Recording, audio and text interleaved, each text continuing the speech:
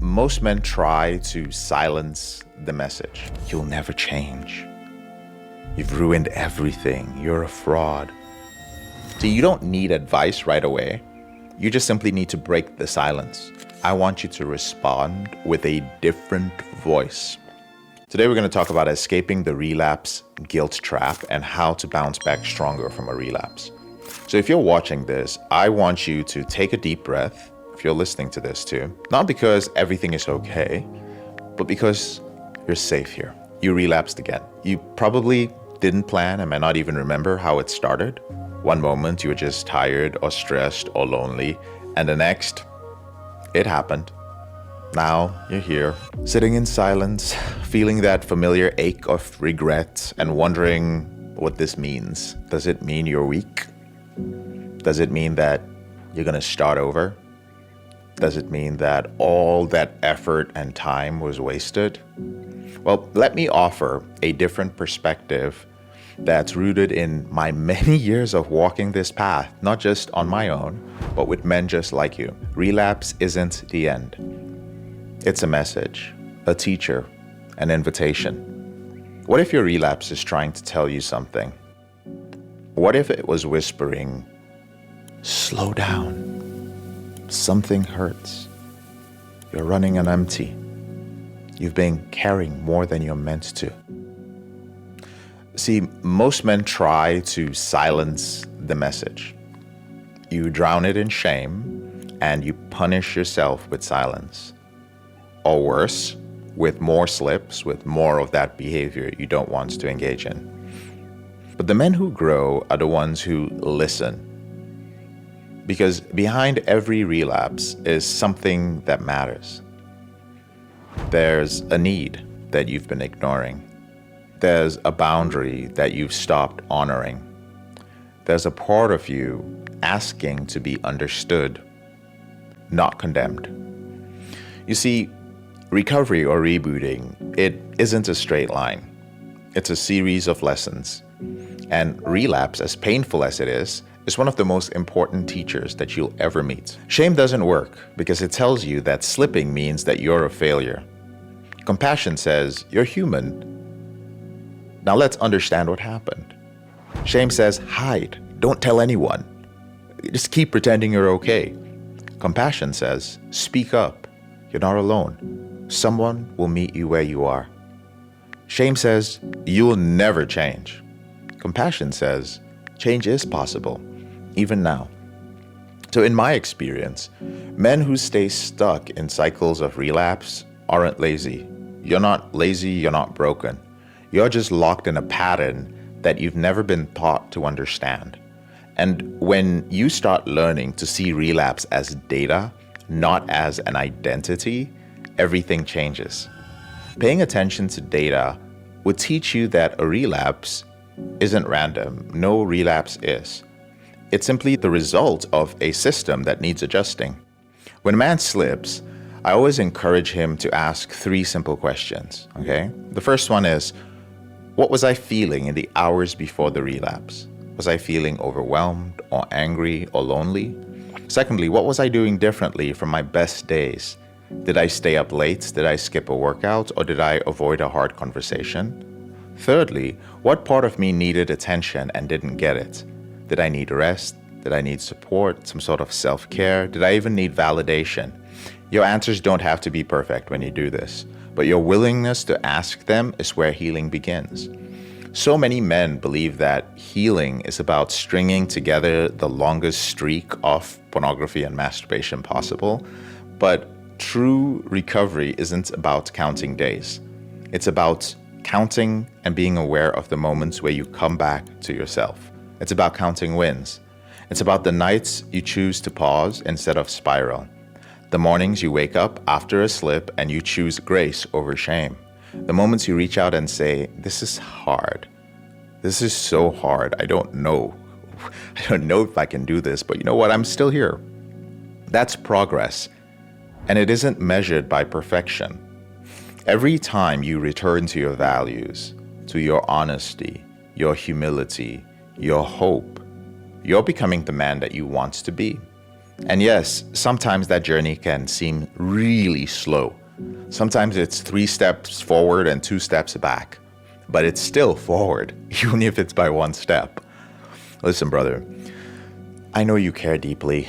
You care about your wife, your kids, your values, your future. And I know many people may think that because you have this problem, you don't. No, you care. And because you care, your relapse hits hard. But your caring isn't a flaw. It's your fuel.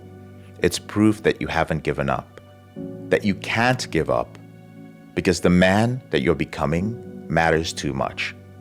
You don't need to carry this alone. You don't need to prove your strength by suffering in silence. What you need is kindness. What you need is structure. What you need is understanding and a safe place to grow. And that's what I want for you. I know how heavy it can feel in the hours or the minutes after a relapse. That emotional fog, the racing thoughts, the shame trying to take over your body like smoke in a freaking locked room. You don't need to rush through this moment. Believe it or not, this isn't about fixing it right away or pretending like nothing happened. It's about meeting yourself with compassion and choosing one step, just one, that begins the return back to your values. So here's a path, something practical that you can walk slowly and gently. First, name what happened. Take a deep breath. Grab a notebook or open a blank page and write it out without filtering or judging. Not just, I watched porn. Write out where you were, when it happened, what you feel in your heart that led up to it emotionally, what you told yourself right before the slip, the dialogue that happened, what you felt immediately afterward. You're not documenting sin. You're mapping a moment so you can understand it later. And when you give your relapse form and language, it begins to loosen its grip. Darkness loses power when exposed to light, even if that light is just your own awareness. Secondly, trace the problem. Now look back, not just the moment of the relapse, but at the 12 to 24 hours before it, and then ask yourself, physically, was I tired or fatigued mentally, angry, anxious, lonely? Did I skip my workout, my morning routine? Did I skip my journaling? Was I possibly numbing something I didn't want to feel? Or was I feeling misunderstood or unseen by someone I care about? Was I reacting to a fight, a trigger, or a disappointment? So your relapse, it didn't just happen. There was a pattern, a progression, a story, and you have every right to understand that story without shaming yourself for it. So you're not weak.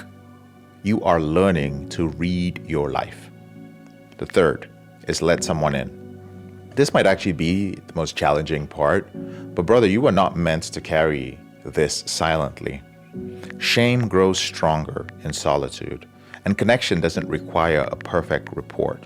It requires honesty. So send a message in the group, even just one sentence, and you should have an accountability group. If you don't have one, we can provide you with one. I slipped today. Here's what I think happened. Or text your accountability partner and say, I don't have the words for it yet, but I just need someone to know that this is happening. If you've built trust with your spouse or your mentor, consider a brief, clear admission of, I just want you to know that I had a setback in this area. I also want you to know that I'm processing it and I am committing to doing what is necessary. See, you don't need advice right away.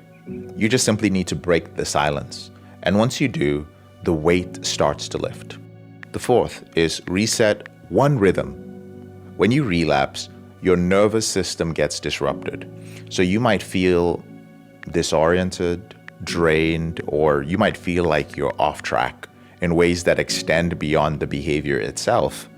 Now is not the time to build an entirely new recovery plan. Now is the time to return to the one grounding rhythm, one thing you know that helps you come back to center. I call them non-negotiables or non-negotiables. For some people, it could be a workout.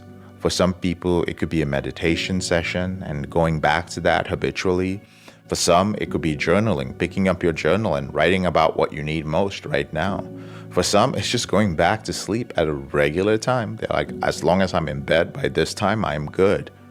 Again, for many others, it is sitting in stillness, even for a few minutes, and telling themselves, I'm allowed to begin again. I give myself permission to begin again. Don't be impressive. Try to be present. One ritual, one act of care, one gentle return. That's enough for now. The fifth is speak kindly to yourself. I can't emphasize this enough. You are not your relapse. You are not your worst day. You are not defined by the moments that you lost control. You are a man in motion, a man becoming, a man trying, sometimes failing, but still willing. And that willingness is sacred. So please, when the voice of judgment starts whispering again, you'll never change. You've ruined everything. You're a fraud. I want you to respond with a different voice. One that sounds like the truth. One that sounds like love. One that says, I am learning. I am worthy of healing. I can begin again. See, you are still worthy of love, peace, freedom. You still have integrity. And even in this low moment, especially in this low moment, those things are still possible. You are not alone in this. Somewhere right now, another brother is listening to this or watching this, and they're feeling that same ache, wondering if this is the end. But it's not. Let's just call it the middle. The part of the story where you remember that you are still becoming. You're still learning what doesn't work so you can choose what does. You're releasing perfection so that you can embrace consistency. You're walking through fire, but you're walking. And that, brother, is sacred ground. You don't need to do this alone anymore. So what I would like you to do is visit the link in the description and book a call with someone on our team. Everybody on our team has been through this journey. Or you can just drop something in the comments, send me a message, and just tell me where you're at in this journey. And that's what I'm here for, to talk. I'm JK, your brother in this struggle. I'm JK, your brother in this struggle. Thank you so much for listening to this episode of the Porn Reboot podcast. I'll speak to you later on in the week. If you found this episode helpful, here are 4 ways I can help you with your out-of-control sexual behavior for free.